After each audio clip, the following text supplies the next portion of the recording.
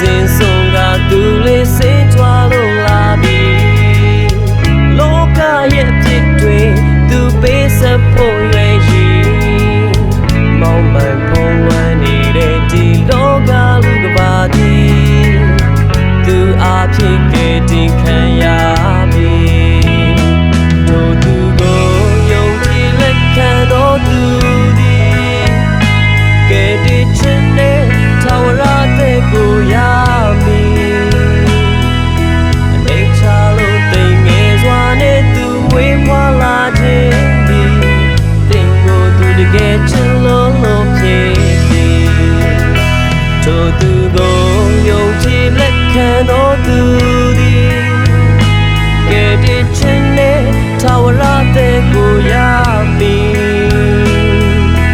နေချလို့တိမ်ငယ်စွာနဲ့သူမွေးဖွားလာခြင်းသည်တင်ကိုသူတကယ်ချစ်လို့ဖြစ်သည်တို့သူသည်သခင်ယေရှုခရစ်တော်ဖြစ်